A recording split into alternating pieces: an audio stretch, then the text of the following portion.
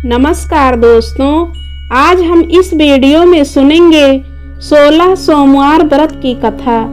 तो चलिए शुरू करते हैं। एक बार भगवान शिव जी माता पार्वती के साथ भ्रमण करते हुए मृत्युलोक की अमरावती नगर में पहुँचे। उस नगर के राजा ने भगवान शिव का एक विशाल मंदिर बनवा रखा था। शिव और पार्वती उस मंदिर में रहने लगे। एक दिन पार्वती ने भगवान शिव से कहा, हे प्राणनाथ, आज मेरी चौसर खेलने की इच्छा हो रही है। पार्वती की इच्छा जानकर भगवान शिव माता पार्वती के साथ चौसर खेलने बैठ गए। खेल प्रारंभ होते ही उस मंदिर का पुजारी वहां आ गया। माता पार्वती जी ने पुजारी जी से पूछा कि हे पुजारी जी, यह बताइए कि इस बाजी में किसकी जीत होगी। तब ब्राह्मण ने कहा कि महादेव जी की, परंतु चौसर में भगवान शिव जी की पराजय हुई और माता पार्वती जी जीत गईं। तब ब्राह्मण को उन्होंने झूठ बोलने के अपराध में कोढ़ी होने का श्राप दे दिया। शिव और पार्वती उस मंदिर से कैलाश पर्वत लौट गए। पार्वती जी के श्राप के कारण पुजारी कोढ़ी हो गया। नगर के स्त्री पुरुष उस पुजारी की परछाई से भी दूर रहने लगे। कुछ लोगों ने राजा से पुजारी की कोढ़ी हो जाने की शिकायत की, तो राजा ने किसी पाप के कारण पुजारी के कोढ़ी हो जाने का विचार कर उसे मंदिर से निकलवा दिया। उसकी जगह दूसरे ब्राह्मण को पुजारी बना दिया। कोढ़ी पुजारी मंदिर के बाहर बैठकर भिक्षा मांगने लगा। कई दिनों के पश्चात स्वर्गलोक की कुछ अप्सराएं उस मंदिर में पधारी और उसे देखकर कारण पूछा। तब पुजारी ने निसंकोच उन्हें भगवान शिव और पार्वती जी के चौसर खेलने और पार्वती जी के श्राप देने की सारी कहानी सुनाई, जिसके बाद अप्सराओं ने पुजारी से 16 सोमवार का विधिवत व्रत रखने को कहा। पुजारी द्वारा पूजन विधि पूछने पर अप्सराओं ने कहा, सोमवार के दिन सूर्योदय से पहले उठकर स्नान आदि से निवृत्त होकर स्वच्छ वस्त्र पहनकर आधा सेर गेहूं का आटा लेकर उसके 3 अंग बनाना, फिर घी का दीपक जलाकर गुड़ नैवेद्य, बेलपत्र, चंदन, अक्षत, फूल, जनेऊ का जोड़ा लेकर प्रदोष काल में भगवान शिव की पूजा अर्चना करना। पूजा के बाद 3 अंगों में एक अंग भगवान शिव को अर्पण करके एक आप ग्रहण करें। शेष 2 अंगों को भगवान का प्रसाद मानकर वहां उपस्थित स्त्री पुरुषों और बच्चों को बांट देना।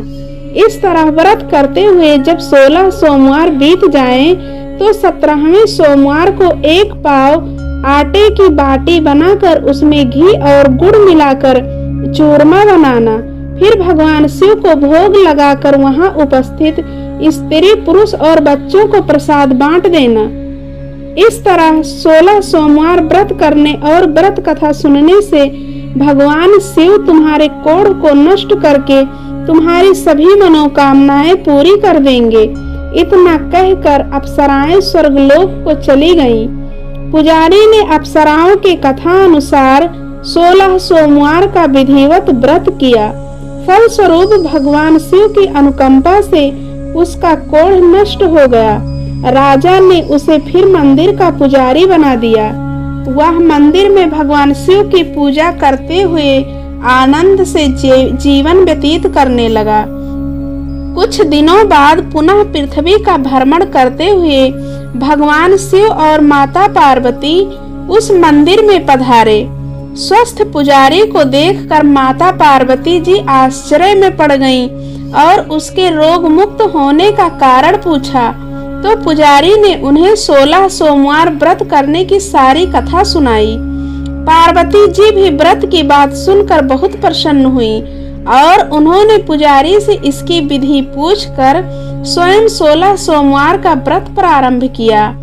माता पार्वती जी उन दिनों अपने पुत्र कार्तिकेय के नाराज होकर दूर चले जाने से बहुत चिंतित रहती थीं। वे कार्तिकेय को लौटा लेने के अनेक उपाय कर चुकी थीं, लेकिन कार्तिकेय लौटकर उनके पास नहीं आ रहे थे। 16 सोमवार का व्रत करते हुए पार्वती ने भगवान शिव से कार्तिकेय के लौटने की मनोकामना की। व्रत समापन के तीसरे दिन सचमुच कार्तिकेय वापस लौट आए। कार्तिकेय ने अपने हृदय परिवर्तन के संबंध में माता पार्वती जी से पूछा, हे माता, आपने ऐसा कौन सा उपाय किया था जिससे मेरा क्रोध नष्ट हो गया और मैं वापस लौट आया? तब माता पार्वती जी ने कार्तिकेय को 16 सोमवार के व्रत की कथा सुनाई।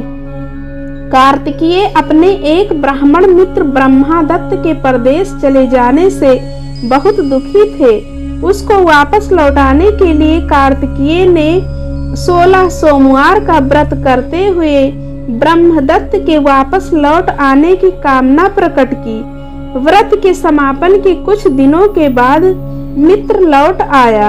ब्राह्मण ने कार्तिकेय से कहा, प्रिय मित्र, तुमने ऐसा कौन सा उपाय किया था जिससे परदेश में मेरे विचार एकदम परिवर्तित हो गए और मैं तुम्हारा स्मरण करते हुए लौट आया। कार्तिकेय ने अपने मित्र को भी 16 सोमवार के व्रत की कथा विधि सुनाई। ब्राह्मण मित्र व्रत के बारे में सुनकर बहुत खुश हुआ। उसने भी व्रत किया। 16 सोमवार व्रत का समापन करने के बाद ब्रह्मदत्त विदेश यात्रा पर निकला।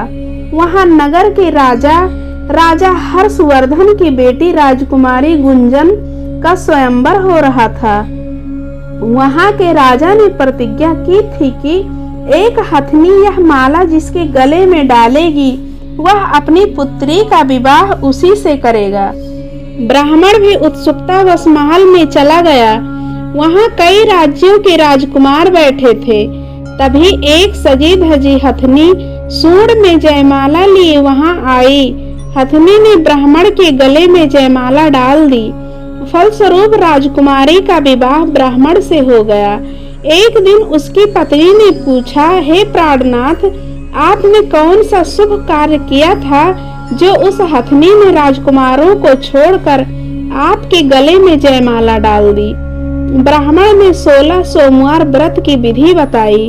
अपने पति से 16 सोमवार का महत्व जानकर राजकुमारी ने पुत्र की इच्छा से 16 सोमवार व्रत किया।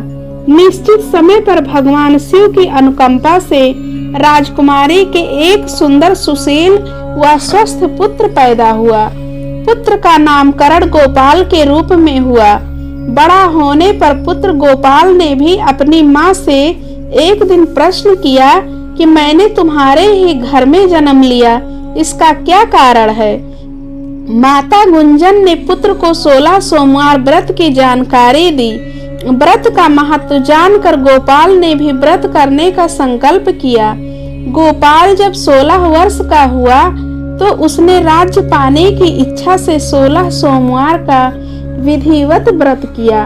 व्रत समापन के बाद गोपाल घूमने के लिए समीप के नगर में गया। वहां के वृद्ध राजा ने गोपाल को पसंद किया और बहुत धूमधाम से अपनी पुत्री राजकुमारी मंगला का विवाह गोपाल के साथ कर दिया।